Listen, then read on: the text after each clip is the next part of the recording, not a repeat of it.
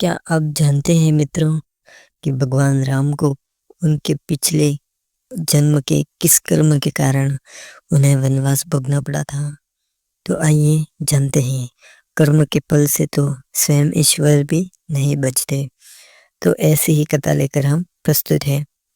बहुत समय पहले जब देवराज इंद्र और असुरों के मध्य भयंकर युद्ध चल रहा था, देवताओं ने श्री हरि से सहायता मांगी।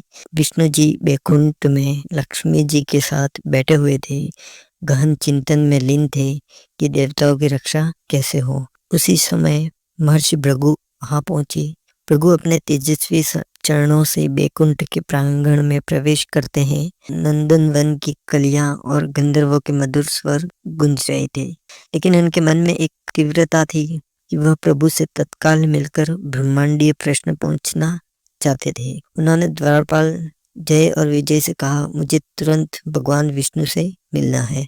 द्वारपाल ने विनम्रता से कहा, हे ऋषिवर, प्रभु अभी विश्राम और चिंतन में है, कृपया थोड़ी प्रतीक्षा करें। प्रभु के नेत्र लाल हो उठे।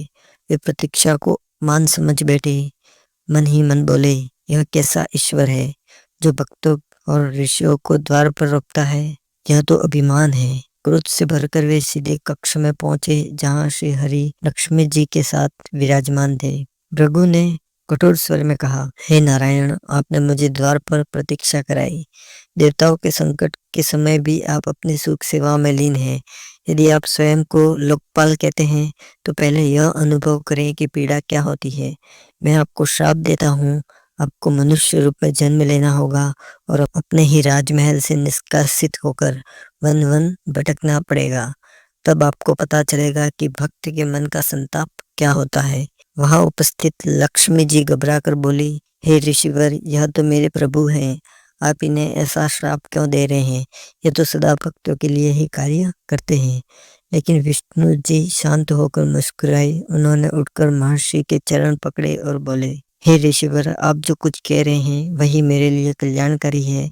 जब मैं मानव रूप में अवतरित होऊंगा और वनवास को जाऊंगा, उसी समय राक्षसों और अधर्मियों का संहार करूंगा। इसी वनवास से ही धर्म की स्थापना होगी। मुझे आपका श्राप स्वीकार है। ऋषि भृगु थोड़े नरम हुए, परंतु उन्होंने कहा, तो ठीक है प्रभु, आप धर्म की स्थापना अवश्य करेंगे, लेकिन वनवास का कठोर अनुभव किए बिना नहीं। यही मेरा श्राप है। समय बीतता गया, सतयुग बीता, फिर त्रेता युग आया।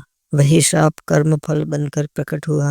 अयोध्या के महाराज दशरथ ने राम को युवराज बनाने का निश्चय किया था, लेकिन कैकेयी के वरदान के कारण श्री राम को वनवास जाना पड़ा और राम ने पिता के वचनों की रक्षा के लिए वे वनवास निकल गए और अपना राजपाट त्याग दिया। कर्म के फल से तो स्वयं ईश्वर भी नहीं बच सकते।